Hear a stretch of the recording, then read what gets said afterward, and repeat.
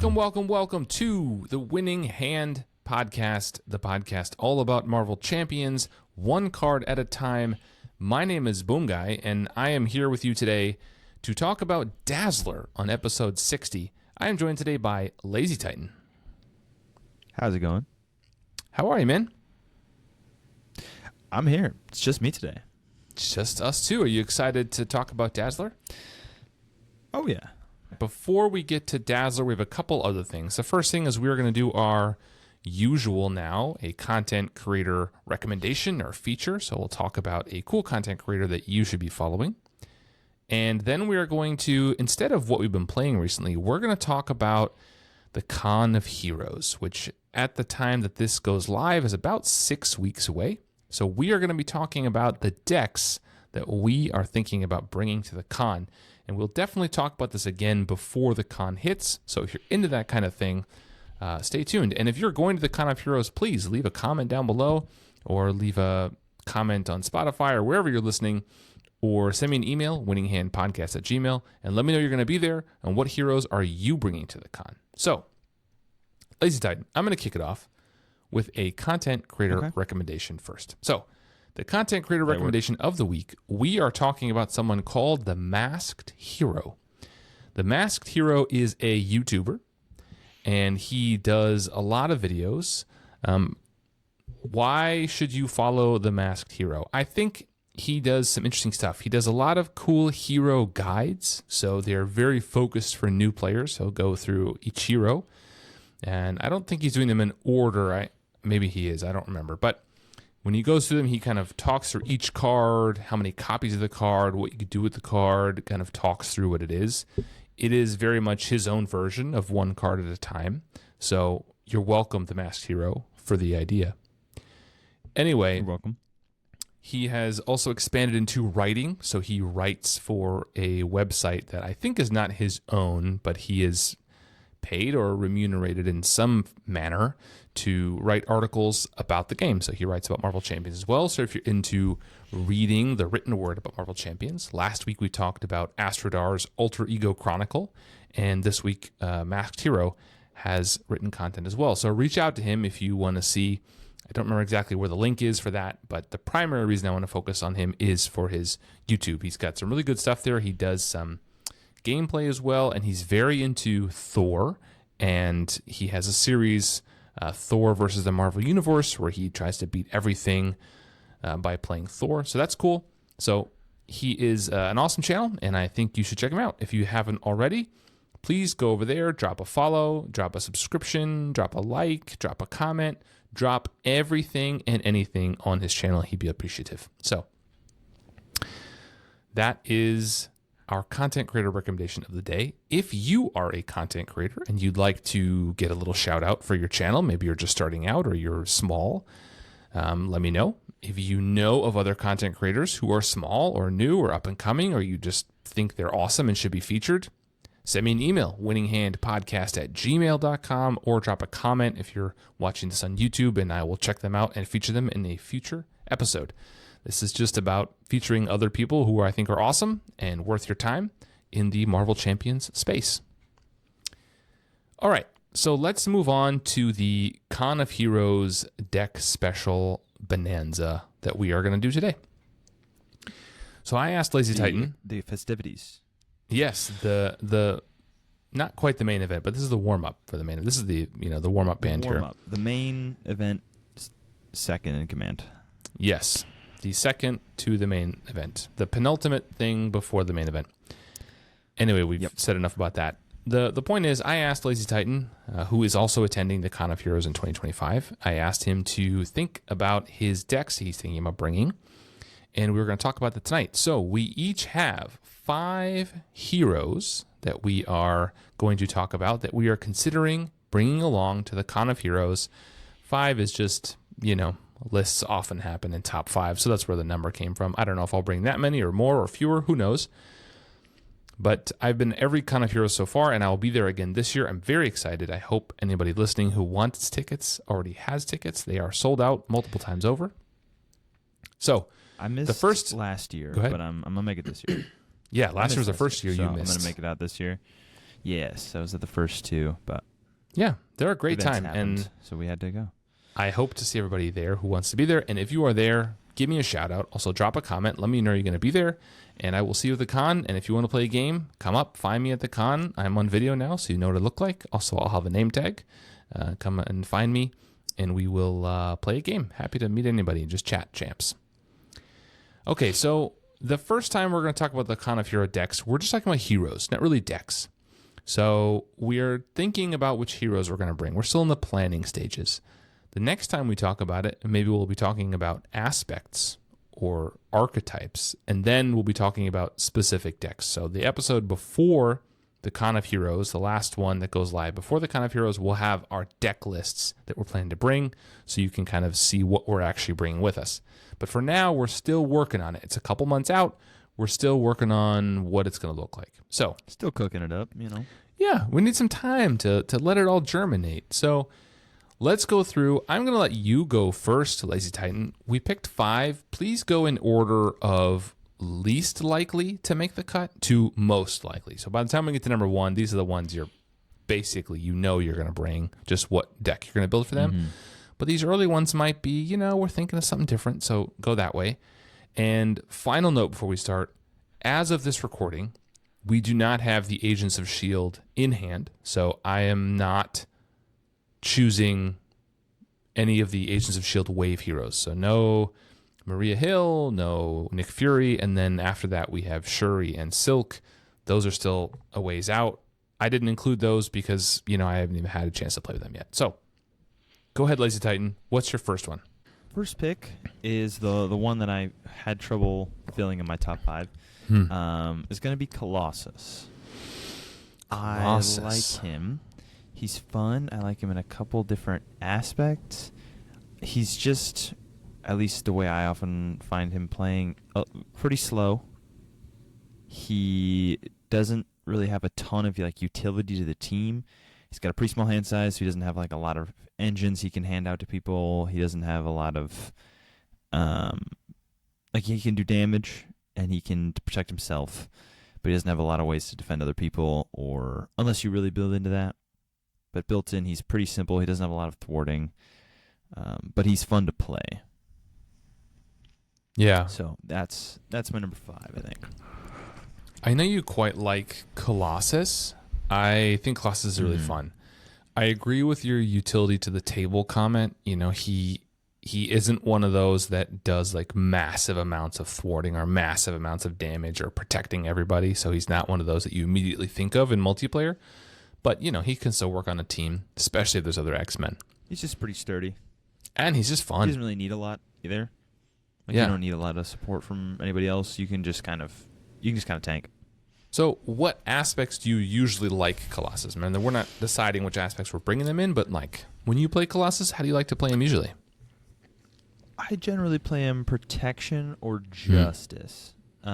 Justice? Protection, justice, mostly for foiled and stuff like that. So I'm not playing a ton of thwart events. I think I usually play the staples. I play clear the area and multitasking mostly. And then I play foiled so that you can flip down even 3 more cards in your deck that let you flip down and be safe. And then the flip cards, the late Armor on the Up. law. Oh, late on the law. Armor Up is the one that he has. So Armor Up lets you trigger on different phases and stuff. Just generally anything that I can do in Alter Ego, stuff like Beat Cop, things like that I can trigger in Alter Ego because I can get a lot of value out of that. And then I end up playing a lot of basic cards because I play a lot of the X-Men stuff. So I play good, the right? X-Mansion and all that good stuff. Sometimes I've tried it with the Game Time / Mutant Education package where I can shuffle my own cards back into my deck with Mutant Education because I have the Mutant or the X-Mansion and I have all those things. And I can kind of build a little bit of an Alter Ego engine. Moira McTaggart is another one. All these things that I can do to just kind of get value out of being able to flip down every turn. And then every time I flip down, I shuffle Armor Up back in. No matter what. This is so good.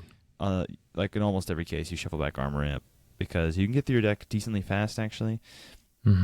But being able to flip and get a free tough card every turn is so useful, and it's like your way to thwart by just not getting schemed, but still getting the value of flipping down. Yeah.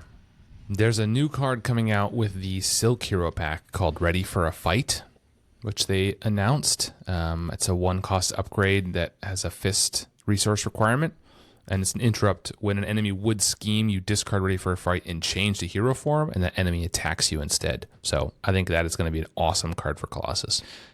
Staple. I also play him in protection a lot. Yeah, that's a protection card. There's tons of ways to get tough cards. Yeah, there's tons of ways to get tough cards, which just makes his engine more reliable. Because if you're playing Justice, your main way is to flip down. But if you have your protection, you can play Polaris, you can play Hard Knocks, you can play the flip one. What's the one with Wolverine on it? I forget what it's called now. Perseverance. Oh yeah, Perseverance. And get a tough card. So it's just a lot more reliable, because if you end up in hero form with 0 tough cards, you're kind of like a fish out of water deal, where like you don't really... all of your stuff requires discarding to start the engine, and you can discard and use your what's the upgrade called that gives him a tough card back? Steel Skin or something. Yeah. I'm bad with card names. Lets you discard I'm blanking on it for some reason right now. Discard the tough card off of it to get one back after you lose one, and then obviously Iron Will to draw a card every time you lose a tough card. So good.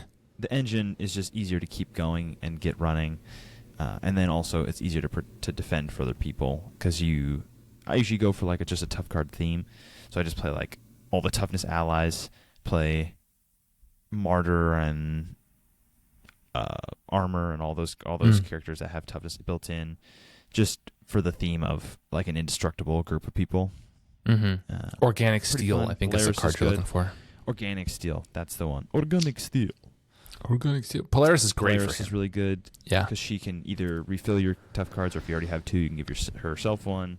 The Professor, because he's insane. It's a fun deck. It's a little bit of different style of protection, where it's kind of like a green-red mix. Colossus is very like damage heavy. He's got a lot of good damage. Not even good damage, just like consistently. Like he's so fun. Do like 7 to 10 damage every turn pretty consistently, and also a stun and confuse with his Steel Fist. If you discard a tough card, which is easy to do in this deck because you have plenty, so you can just like pay 2, Steel Fist, punch the villain for 5, thwart or scheme or confuse and stun the villain, and then Hard Knocks a minion to get your tough card back, draw a card off losing your tough card, and then keep going. So you're flipping down a lot less in this one. But yeah, generally my 2 ways to do it. All right. Well, that was your number 5 pick. My number 5 is maybe going to be a little surprising. I don't know. My number 5, so this is the one that's least likely to come. I don't know. But I picked Angel. I have been really vibing on Angel recently. I think he's really fun. I have just been enjoying like the multi-flipping and changing. He's just, in my mind, like Ant-Man, but just like so much better. He's really fun. Sometimes I really wish he had the X-Men trait, because there's like so much good X-Men stuff and less X-Force stuff, but he still has access to some of that mutant stuff. All the aerial stuff is really great. There's a lot of really good aerial stuff actually in the game now. We're getting to the point. There's a lot of good events, and he came with a bunch of good events in different aspects. And just having access to the Angel and then access to Archangel, I think he's fun.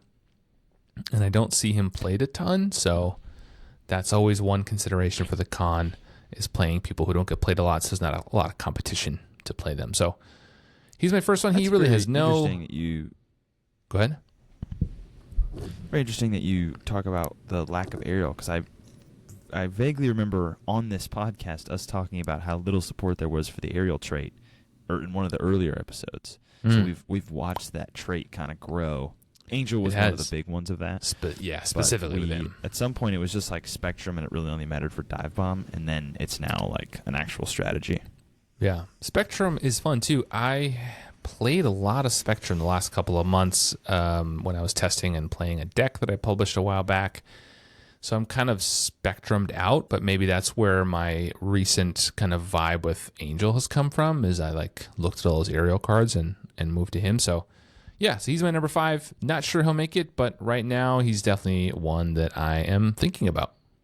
All right, LazyTitan, number 4 for you. What is it? Who's it going to be? My number 4 is Ironheart. Ironheart. Okay. Ironheart's a hero I talk about pretty regularly. One of my favorites. The only reason I'm considering not bringing Ironheart is because she is almost too good for a 4-player table. It can... I usually play her in Justice, which is very strong, just because of the amount of cards you can draw and churn through. You can pretty easily just take 3 turns to get to level 3, 3 or 4 turns to crank out level 3, and then rip from there. Yeah. And then She's also crazy. You can pull in side schemes and player side schemes. She's ridiculous. Her base stat line is way too high. Her hand size is way too good. She has good traits. She's got aerial built in. She's got champion built in, which is useful for the bunker, which lets you cycle through even more cards, sculpt the perfect hand. Her nemesis minion is like a total joke. So I think I've considered Face the Past? Face the Past in this one, because not only is her nemesis minion weak, she's like a 1/1 or something that gets a tough card when she attacks you. Lucia von Bardas is her name. She also only has 4 health, which is the exact amount of damage that Ironheart's attack card does, and if it kills a minion, you get more progress counters.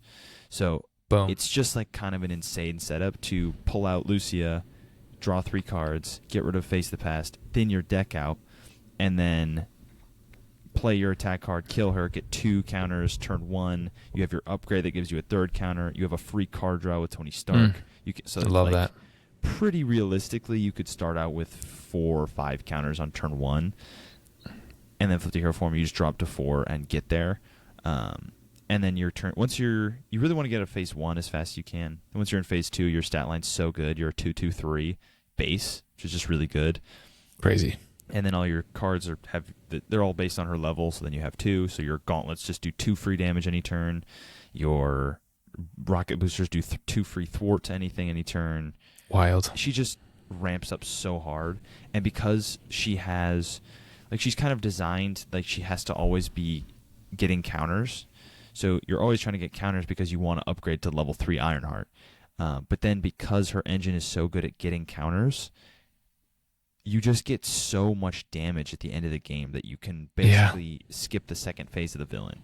So you can just kind of build up, thwart things forever, poke at minions until you get to level 3, and then your stuff is so efficient, your cards are so good, you have free ways to look through the entire encounter deck, you can ready yourself, get tough cards. You also get a tough card, and you get a tough card when you flip to the 3rd stage, and you ready yourself every time you flip, so you can get extra activations out every turn. So strong, so fast, so cheap, good keywords. She has 2 or 3 resource cards that draw you another card and give you a progress counter when you spend them. She's got an ally that has a 2/3 stat line and produces a resource every time he's exhausted for 4. Just such a good kit, so strong. Only reason I might not play her is because it can be not fun to play with someone who's playing Ironheart, because you are playing I don't know, you're playing Thanos. We get there, we finally kill Thanos, and it's like, oh, well, I can do 65 damage right now. So if we can just hit him for 40, we can clear it. And then it's like, oh, okay, 4 of us can do 40 damage. There's a point in every game I've ever played with Ironheart where you look down at your number of counters, you do the math in your head, and you go, oh, that's 30. So do 3 damage to the villain, and we got it. Yeah. She is really powerful. I think too powerful. Not one that I really gravitate towards, just because I don't love those super strong characters. But I know you love Ironheart, and we've played a lot of 2-player games, and you've played her. She's good. She's a perfect hero for me. She is just built around efficiency, which is my whole thing. Efficiency and building an engine, which is my favorite part of a game. So I just get to play cool cards that make me better, that I can then ramp into more cards and more things, and then then you get there. It's awesome. You're there. All right. Very that is Ironheart, LazyTitan's number 4 pick. of most likely to bring to the con. Let's go to my number 4 now. And my number 4 is one that I really love and have a big soft spot for. So maybe people can see this coming. It's War Machine. James Rhodes, ladies and gentlemen. I am a big War Machine fan. Have been for a while. Just in the game, I don't read comics. I don't know anything about War Machine. I mean, he was in the MCU, whatever. But I really love him and his kit. I really love a lot of the art in his cards, which is something we talk about in every episode. But art is so important, and it's awesome.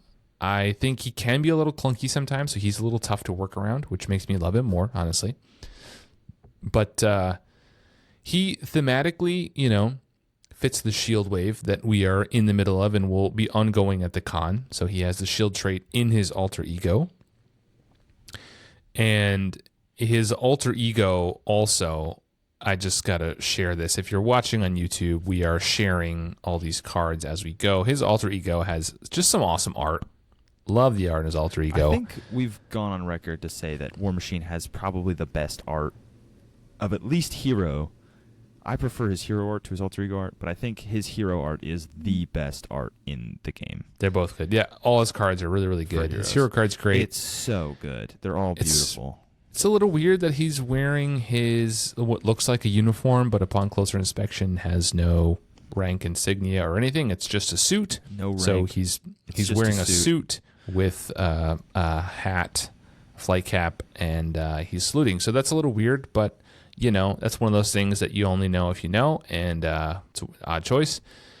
Anyway, I really love him. You know he's a pilot. He's a pilot. One of the reasons I think he's great for the con is that he can potentially put out insane amounts of damage for the table. His shoulder cannon and his other stuff, when he gets built up, he's a little slower, but when he gets built up, he can just dish it out at the end. He's also not very popular, I don't think, so I'm not likely to run in a lot of conflicts of other people who want to play War Machine. And again, the theme, right? He's shield, so he might interact with some of the shield stuff that other people might be playing during the wave, so that's great. So James Rhodes, War Machine, my number 4, most likely to come to the con. I will say, a quick note is War Machine probably would have been my 5 if Boomguy hadn't stolen him from me. Ooh. Yeah. All right, LazyTitan, number 3. Who you got for number 3? Number 3, I have the one and only, the God of Thunder, Odin's son, Thor. I mean, you can't spell 3 Thor, without th, so, The, which there's no E in Thor, but hey. They both start with Thor is one of my early favorites, and, probably the beginnings of my love for the way I like to play the game.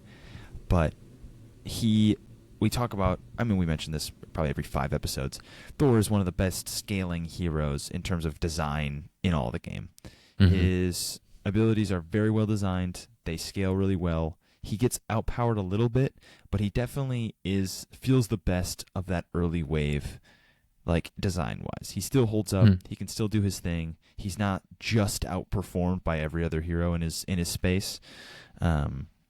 Rocket is a really good minions thing, but still doesn't just improve on Thor's formula. It's a different style. It's really fun.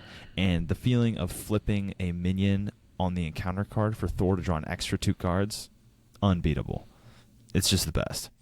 That is really good. But in terms of aspects, I haven't picked one. I could probably play Thor in any of them, except for maybe Justice. But with the addition of Come Get Me Bub and what's the blue one? Ever Vigilant is great for him too, but the blue one, he has the what is that card called? I'm bad with card names. Minions. The one that pulls minions. The one that pulls minions. It doesn't matter. You get it. So basically, it means that in those 3 aspects, you can have 6 cards that pull minions in your deck, which means you'll probably pretty consistently get one. And if you play red, all of them will thwart for 3, which is pretty good thwart. If you play protection, squared you off. A little bit more of that healing. Squared off, there you go. A little more of the healing. And if you play squared off, you can play Beta Ray Bill. Allies are cool. Well, actually, no, they're not. But Beta Ray Bill is awesome. Beta Ray Bill is dope. He should be 4 cost, but he's 5 cost, and he's really Beta Ray Bill good. hero? And so I would be so down. I would be down for more Asgard. But I'm down. I would want to basically just build like a Beta Ray Bill deck. So I would just heal him. I think he's an Avenger, so I can use all those Avenger healing cards. He's not an ready Avenger. him. He's an Asgard. And, he's not. He's just Asgard. But yeah, I would just stack stuff onto. You can make him honorary because Avenger. He's really good. You can make him honorary Avenger, and then you can ready him up Sky with Cycle, Inspiring Presence and all those cool Inspiring cards. Presence. Yeah, you can stat out him, and he does 3 attack base, 2 thwart. He does 2 thwart when he kills a minion, which you already want to have minions, so you can pull out minions to set him up for Beta Ray, and then that gives you more thwart. So Very good. fun. He's got like 4 or 5 health. Extremely good, extremely fun, and not a card you see all the time. The other 5 cost Asgard ally, Heimdall, will be staying in the box. He's Heimdall. really bad. Justice for Heimdall. Protection, yeah, well, you have all the classic stuff. You got the limitless stamina. You have godlike Stamina. Is it both called stamina? Yeah. Yep. So you got some extra healing. You got a lot of hit point stuff. You have 19 hit points with the helmet. So just kind and of. then what doesn't kill me? Ever vigilant, just readying and slamming, and you can he's also go for the classic red. He can dive bomb with the hammer. You have no quarter, all the classics. Just a good hero. He has 2 resource generators he comes with. Team building exercises is good for him because Asgard on a bunch of his cards. Quinn Carrier he can play because he's an Avenger. A lot of good stuff there. Hand size is a little low, but he has an have to upgrade. find Asgard. Yeah. Yep, he has an upgrade, so you just basically have to mulligan really hard for Asgard to get there, because then it makes his hand size normal. And then you just go from there. You draw 2 cards every time you get a minion, so just get minions. All right, well, that's number 3 from LazyTitan. LazyTitan, it is now my turn for number 3, and now we're getting into the kind of group that is most likely for me to come to the con. So I'm going to share my number 3. This might be a little bit of a surprise to people. Question mark? Can you guess who it is? You probably can't. It's Cyclops. I am a big Cyclops fan, as I think LazyTitan knows, and maybe other listeners do too. I'm aware. He has gives been great high fives. He gives the best high fives, and he has been one of my favorite, if not my favorite mutant, since pretty early on. I just love how they implemented the different aspects of him, like his tactician and also his leadership, and maybe not so much his visor, but all the things that make Cyclops Cyclops. I just love the flavor text. The professor has a dream. I have a plan. That's just so good. Great classic flavor Cyclops. I love the Sick art. line. It is a good line. I like that it's hitting his name tag. It's a laser gun. zone It's so good. nameplate. A little frame Very break good. there. That's really awesome. Very interesting character. He is, and I think he has a lot to offer in terms of the con. I think he is really great in high player counts because he can help the table in a lot of ways. His whole gimmick about the upgrades that he can do, he has some that come in his kit. Tactic upgrades, there are some in every aspect. So whatever aspect you play him in, you can also add those in. And those are really cool. I think I have been mostly enjoying him in red. I know blue is kind of the classic Cyclops build, and I just don't. Maybe it's just a me thing. I don't find that like ally spam Cyclops to be all that fun. Like to me, my X-Men and Cerebro and spamming allies, like I don't think it's that fun. I actually think that ability is kind of like it's cool that you can include different X-Men, but I think It's doing insane, that but like risks overlooking so many other things that he has going for him. So I like to include a few allies from other aspects. I think it's just like a few here or there, but I really like to focus on the tactic stuff. I think he has, with access to all those cards that you can put onto minions, he is a great candidate for a minion slaying build in aggression. And maybe I need to go back and revisit him with the new cards that have come out that pull minions out, like the ones we just talked about for Thor. But I like to flip down a lot with Cyclops because he can go find those tactic upgrades and stuff. So since I flip down a lot, cards like Moira McTaggart and Hall of Heroes, if you're building a minion build, are really great for him. You You're going to blast minions. You're going to flip down anyway. Hall of Heroes and Moira means you flip up with a ton of cards. If you pull out a tactic, then you draw cards of the Hall of Heroes, then you get one from Moira. You flip up with 10 cards in your hand, and you're ready to rock 11. and roll. So he's great. I really like him, and I think just having that kind of like, what's his card that lets you go first all the time? I forget the name of it, but Field Marshal, whatever it's called. Field Commander. That's a great one. It's fun because you can kind of be the leader of the X-Men and you really feel it. So yeah, I think he is a strong contender for one that I will bring to the con. And now that we're kind of going out of the mutants, I suspect there will be less competition to play Cyclops at the con. So yeah, that's my number 3 is Cyclops. Psych. Now we have only 2 left, LazyTitan. I know for a fact who your number 1 is. There is one here that is 100% coming to the con. So I'm going to go ahead and say know, your number 2 is not even drumroll, please. Shadowcat. Shadowcat. Might come as a bit of a shock to all you red lovers. Don't worry. Your It's a last mindset, pick was not a real superstar. Superstar, and this is going to be a superstar, a superstar. All right, enough. Sorry, go Shadowcat ahead. is, I think, You love episodes ago Shadowcat. now, I talked about my love for a turn-off brain, play defense cards, never take damage, anybody build. Shadowcat is the pinnacle of that, but does it in sort of an interesting way. There is no better hero at defending than Shadowcat. It's just what it is, because Shadowcat has the cool ability of ignoring numbers in a numbers game. So for That Shadowcat, ability it's is not stupid. about getting your defense high enough. It's about defending enough times, which is a different way of playing. So, because every time you defend, you will always be okay. That ability is ridiculous. For those of you who don't know, Shadowcat has a phased mass form, sort of like Vision, but it flips more frequently. She has a phased and a solid form. Solid form is a resource generator that creates a physical resource for defense and attack cards. And every time you play a defense or attack card, or defend or attack, not just play cards, you may switch it. And then phased is whenever you would defend, you ignore all damage that you would be taking while you're defending. Insane. But if you defend or attack, you must flip it. So the game is all about getting to... Also, her ability lets you ignore Crisis, Patrol, and Guard while you're in phased form, which is also really good. So just so much utility, so much ability. She has just a little bit of thwart, but because of that ability, it's always on what matters most. So it's very hard to fail the main scheme with Shadowcat because you can always pick at what matters. There's no way to block you. She also has things that pay off for ignoring those keywords, which doesn't come into play a lot.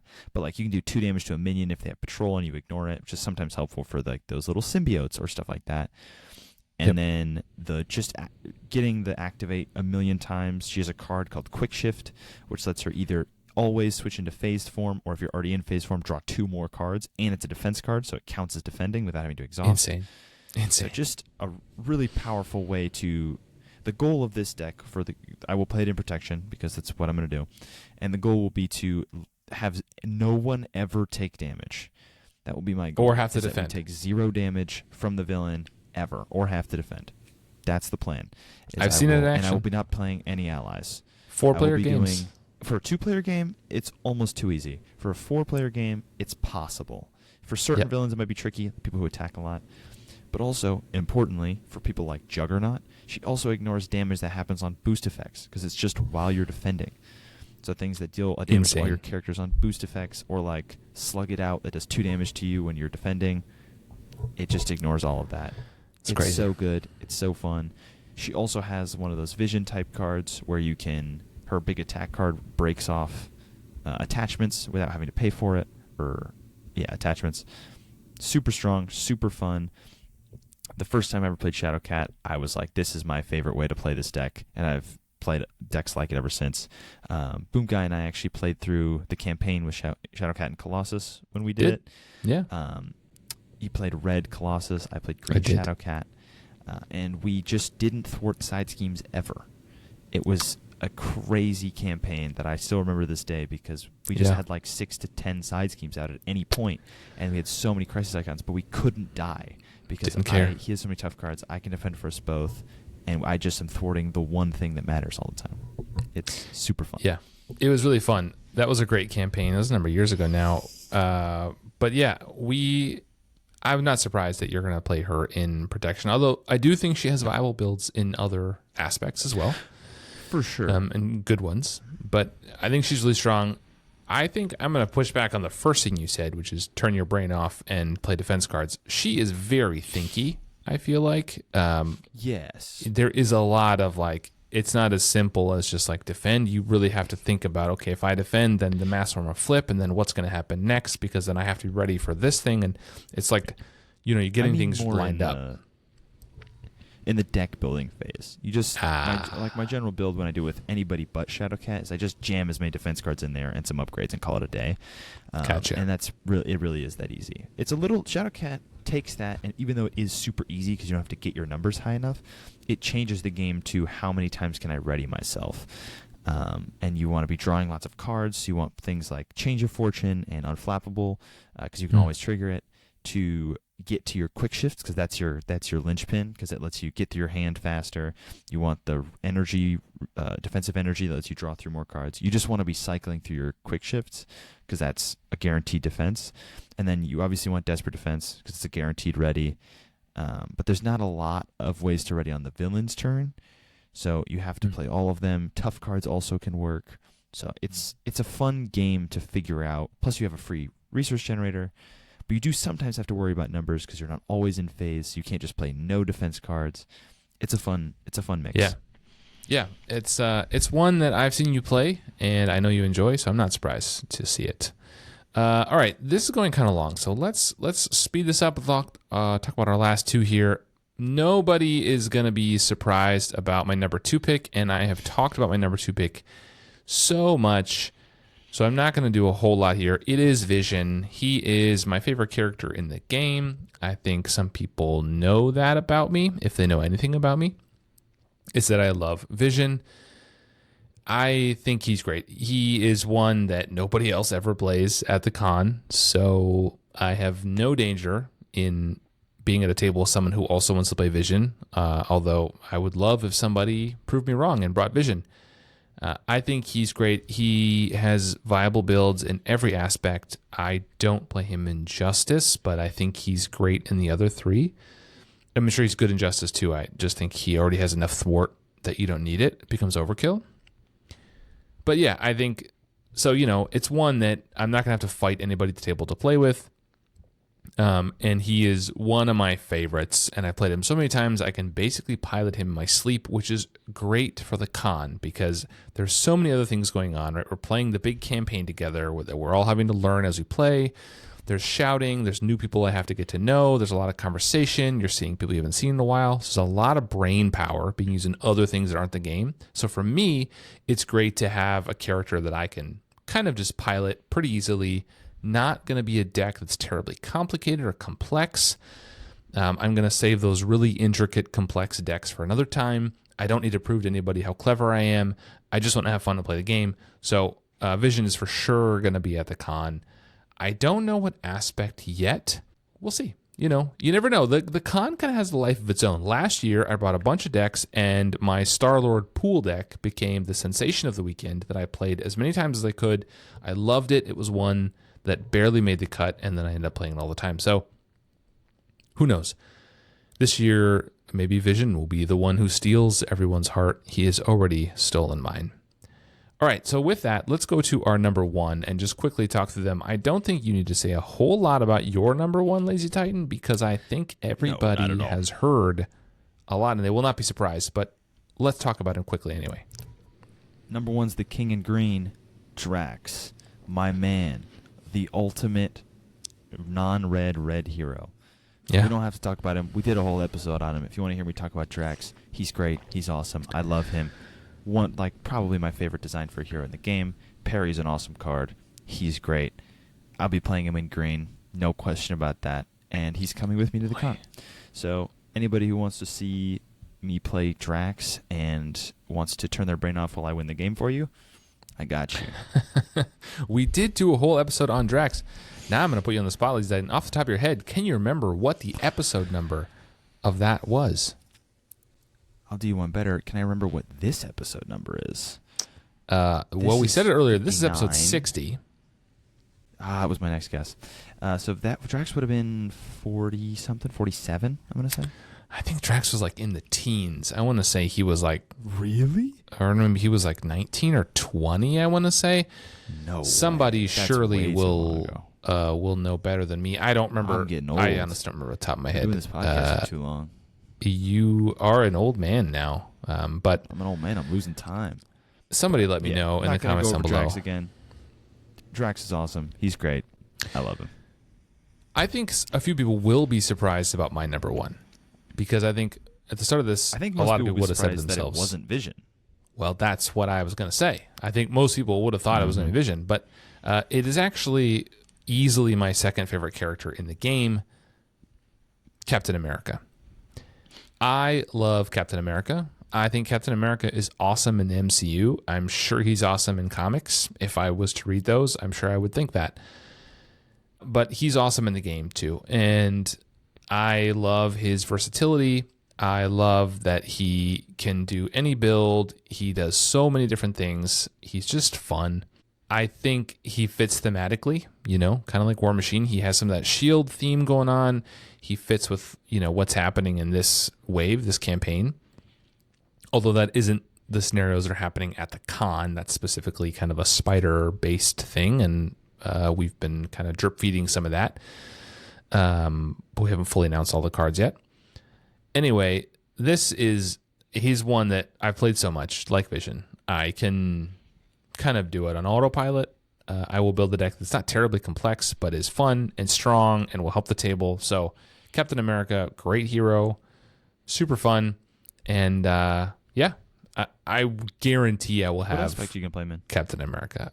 I love him in all aspects, to be honest. I think he's great in all of them. I'm kind of lately, I've been digging an aggression deck with him that I've played a few times that I think is pretty fun.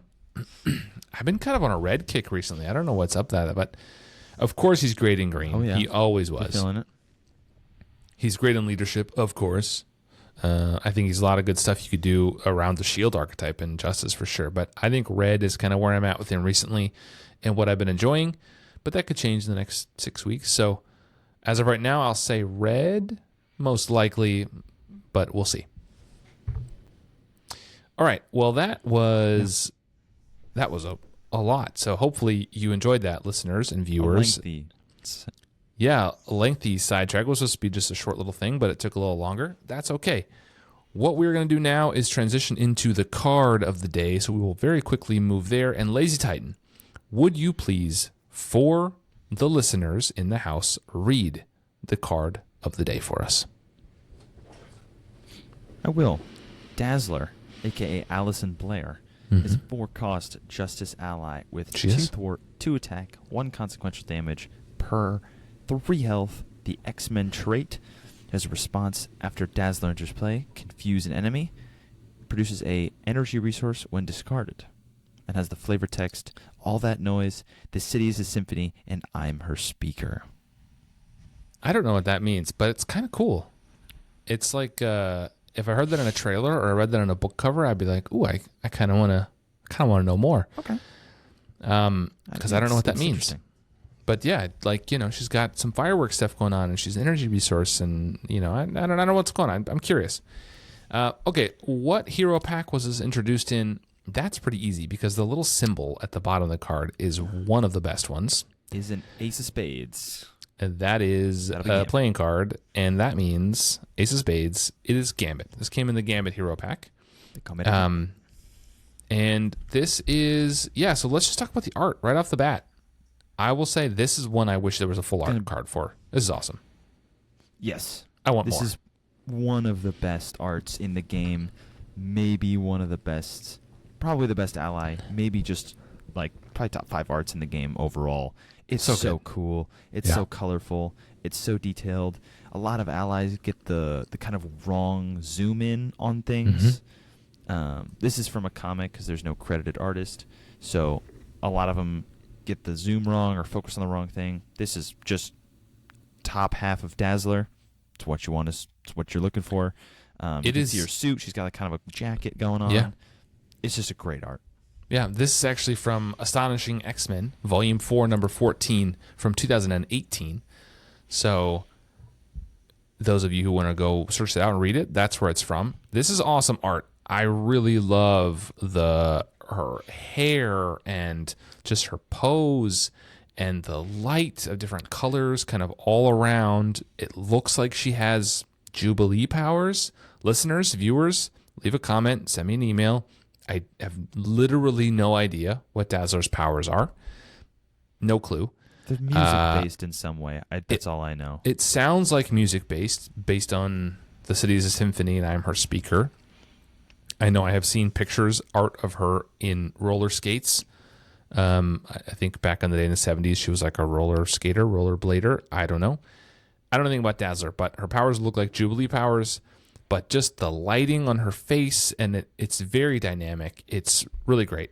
I wish there was a full art kind of promo version of this card. And this makes me want a Dazzler hero. I'm just going to say it. Yeah, it's just so good. And if it was a Dazzler hero, I would just want this art again. Yeah. Like it's so good. Yeah, this is great. I like the art a lot.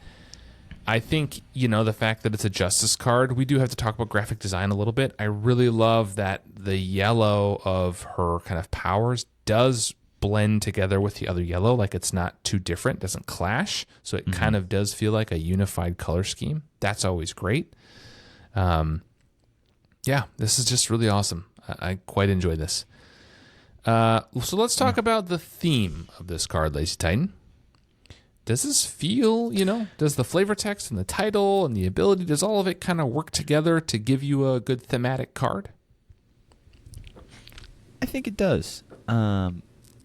Again, no idea who Dazzler is. I didn't know her name was Alison Blair, so I read this card right now. But she, I believe, has some kind of music-themed powers, seems to have some kind of light powers, maybe Jubilee style, flashing lights kind of thing. But whether she has one or both of those powers, I think you could definitely use that to confuse an enemy. I think if I was fighting somebody and they threw fireworks in my face, I'd be pretty confused. And if they just pulled out a really, really loud speaker and blasted music in my head, I'd be a little stunned. So I think it does what I would assume Dazzler does. Based I'm going to go out the information on a limb and say she converts sonic energy into some kind of energy that you can actually use to shoot at people. Does she, use sound waves or something? Maybe I'm wrong. Let's go with that 100%. Maybe that's Claw. Exactly, that's what it is. I don't know. But somebody will let me know. Claw is just sound. He's made of sound. He's made of sound? In the MCU, he was like he's Elon made of Musk solids. with one in hand. MCU, but I know in the comics he's made of solid sound. And so his body is just sound waves that are like condensed, and so his little gun, I don't know. Sorry, I said he was Elon Musk with one hand. He's just like a guy. I didn't mean that because he was a criminal. I meant that because he has a South African accent. So that's why I made the reference there, the connection. So Scarlet Rhodey, if you're listening, and I know you are, you will correct me. You will hit me on Discord and tell me all the things I said wrong about Dazzler. I will apologize in advance. But if that's what her powers are, like the confusing makes sense, right? Kind of like a flashbang or some kind of a sonic wave that has you disoriented and confused. I love that. What about the power of this card? How powerful is Dazzler? This card is almost exactly what I want out of an ally. And I say that as an ally hater. A known op. Also a known justice Dazzler hater. is good. Known justice hater. This would, on paper, be my least favorite card of all time. Yeah. However, Dazzler is good, but Dazzler is not an auto-include. That is, to me, the most important thing about allies. Dazzler costs 4, which is a hefty cost. That's a turn. It's pricey. For most heroes, that's a full turn. For if you want to do shenanigans, you can get around that with a cap, or sometimes you draw some extra cards. But that's a good turn. And for that, you're getting 2 thwart or attack, good numbers. 2 thwart especially, great numbers. For 2 activations and a confuse. You get 2 thwart, however much a scheme is, plus a boost card. So probably on average 3 to 5. So average out to about 6 thwart and 8 with another activation and a defense. That's good. It's what I want allies to be. Yeah. It's more thematic, I feel like, if they're more like teammates, more like allies than just bullet sponges. A lot of allies in the game are just kind of like thrown down to get immediate value and then just thrown in front of the first villain that runs at you, whether or not you were going to be able to defend yourself, which isn't really, like, I feel like the vibe of superheroes. It doesn't feel very noble. But she's also not incredible. I wouldn't play this in every Justice deck, but I have played this in many Justice decks. Yeah, I think she's really good. I think I agree with everything you said. The one thing that kind of takes it up a level is that X-Men trait, right? That puts a whole bunch of stuff into play, from Utopia to Danger Room to Cerebro to the training upgrades to all kinds of X-Men stuff. X-Men. To me, my X-Men, this can get stupid. Like, she can be really good. But it's still 4 cost ally. It's not super easy to play. So I think she's fairly costed. There's a whole archetype within Justice that wants to be confusing, right? Sonic Rifle to this, to Float Like a Butterfly, to her. Banshee, all those other things that focus on confusing. And that's cool that Justice has that as like a thing. So she fits there. It's great that she just enters play. So if you have any shenanigans where you can get her in and out of play, or play her from, with Make the Call, you can play her from someone's discard pile, right? Cyclops or Spider-Woman, you can do that. You can. Yeah. But you can Make the Call to play her from someone else's. You can play Make the Call doesn't have to be from your discard pile. So you could play Make the Call and play her and put her in her play, and putting into her play that way, just entering play confuses an enemy. So that's cool. But no, I think this is a fairly costed ally. If you start adding in other things like getting a training upgrade when she enters play, or readying someone with Utopia, then it can get really crazy. Drawing a card. You can use team building exercise to reduce the costs. There's ways around that. But I think this is a really solid, fair ally. Much like the one we talked about last time, which is Mockingbird, where I don't want to get ahead to final thoughts, but we got to that one and we're like, she is fairly costed, appropriately, statted. I think Dazzler, I have very similar feelings on her. And I'm just now realizing they have a kind of a mirror of the same effect. We didn't really plan that when we did our... We did not. It's a good shout. But one comes in stuns, the other one comes in and confuses. So yeah. Very, very similar ideas for an ally. Yeah. And I think... so we talk about power often. Is this card strong enough to build an archetype around? Or is this... It's not an aspect staple, right? We talked about that. I don't think this is one you include all the time. But is this just like filling out that confuse archetype? I don't think this is the center of it, right? That's generally what I use it for. If I play War Machine, I often play him in Justice because Float Like a Butterfly lets the Gatling cannon, the shoulder 2 cannon damage per shot. Shoulder cannon, which lets you multiply your damage by 2. Crazy. Super good. It's a fun combo to like get a bunch of ammo and then flip over and do basically like Ironheart at home. You can build a budget Ironheart suit. Yeah. But she is a good, consistent way to guarantee a confuse. A lot of cheaper confuse has a condition, like Upside the Head requires you to do a basic attack, which doesn't work if you're exhausted or you wanted to thwart. Some things require you to take damage if you're the Guardian, like Think Fast. But she just is a guaranteed confuse, super helpful and nice to have in that kind of a deck. Because sometimes you get all your counters and you want to flip up and do your big shoulder cannon turn, but you don't have a way to confuse the villain scheme does turn because you flip down to get ammo. So now you're kind of out of luck, but Dazzler is just a way to do it. So very consistent, very good value, but doesn't build a deck around Dazzler. Dazzler's a tech piece, really. Yeah, totally agree with everything you just said. I mean, she is part of that confused archetype rather than being the center of it. There's so many pieces that go along with it. I don't know if any piece is the center of it, because I would be tempted to say Float Like a Butterfly might be, but I think you can confuse consistently that pays off on its own, right? Like even without that extra damage, Confuse might pay off just letting you flip down more, letting your teammates flip down more, just preventing scheming is just really good. So I think this is a really strong card, but not busted. You know, it's not Kid Omega. Yep. Which is just a stupid card, and I will die on that hill. Kid Omega is insane. Ridiculous. But, you know, even the Cyclops Dazzler, ally is just crazy. But beside the point. Dazzler not even, I would say, necessarily only played in that archetype. If you were playing a Cyclops deck, you'd probably want Dazzler in there. Yeah. If you're playing like a Cyclops ally X-Men, that's a good effect. You can get it with 2 My X-Men. There's a couple ways to cheat it.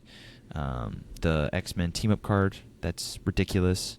That makes him a 1 less cost. Uncanny X-Men, absurd card. Crazy. She's just a good value card, good effect. Good cards are good.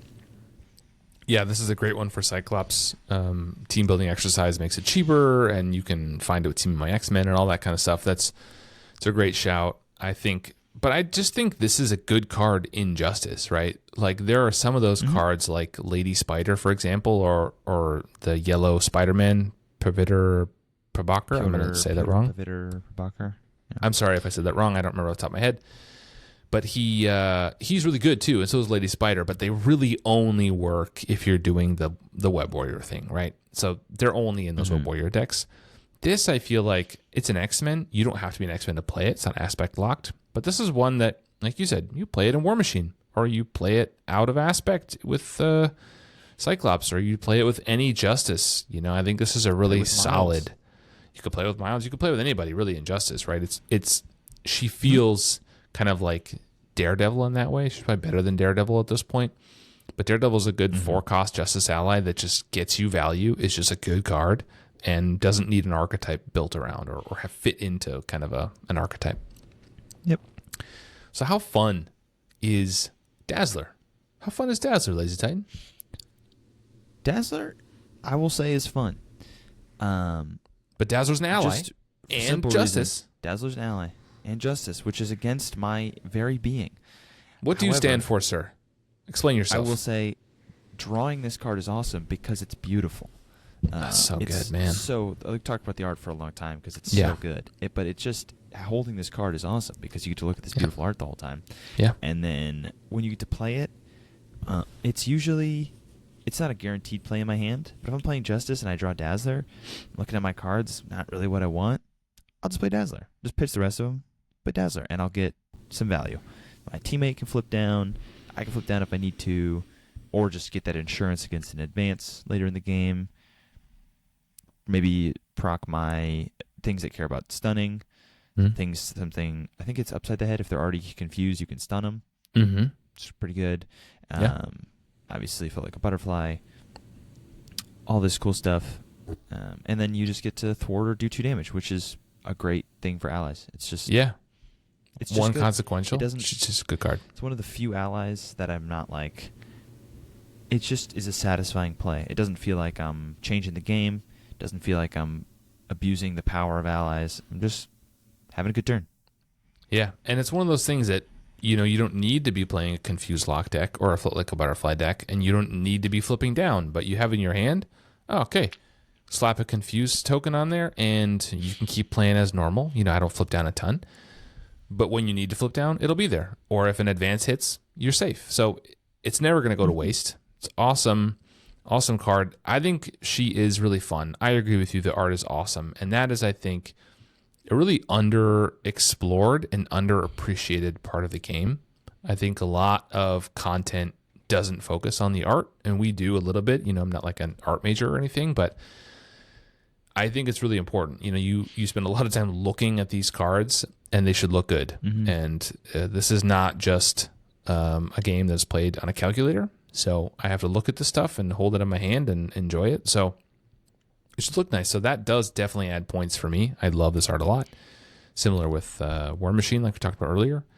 But it's just fun. Like, you're just getting efficiency.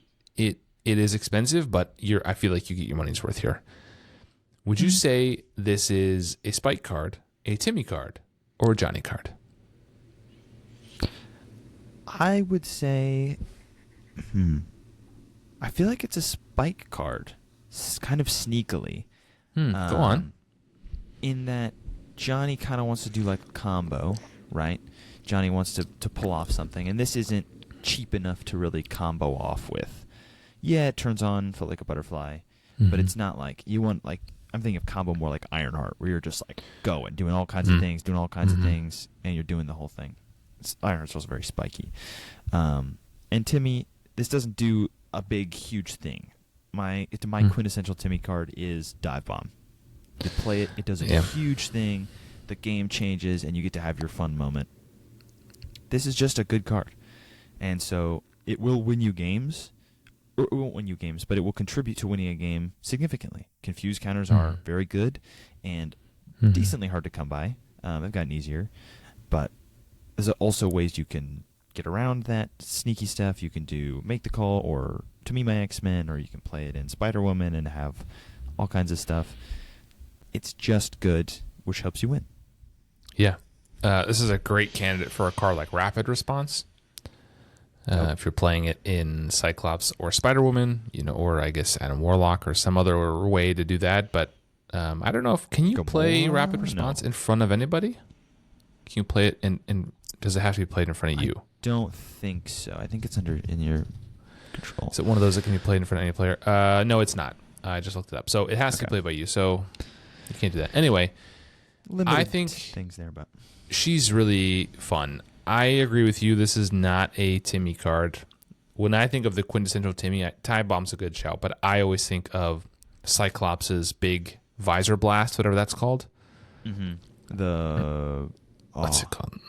Optic Blast. Optic Blast. Yeah, where you just hit 11 with overkill or whatever. Like 11, yeah. Yeah, crazy. But you only have one, so you just have to splash you play. This does feel like a spike play. This is consistent.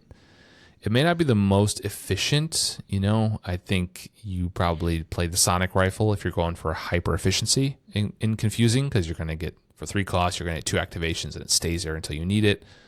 So it's probably more efficient, but Dazzler does some other stuff along the way. Sonic Rifle doesn't take a whole turn of attacks and thwart for 4.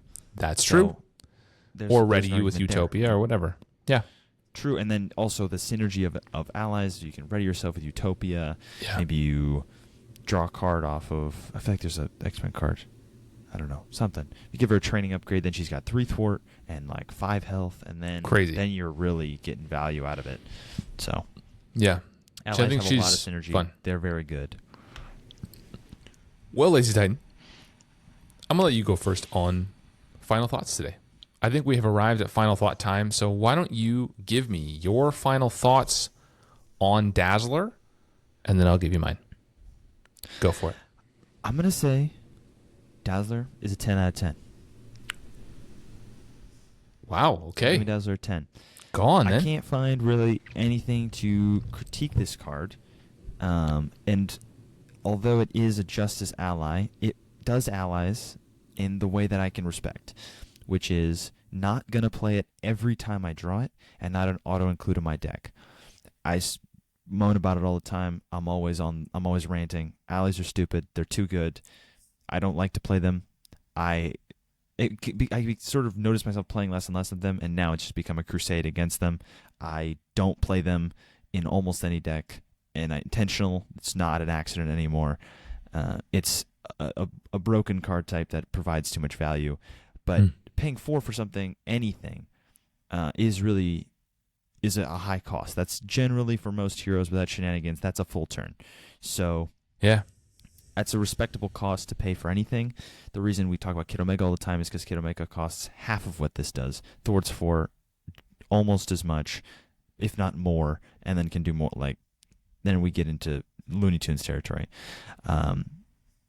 Bring it up again. The art is gorgeous.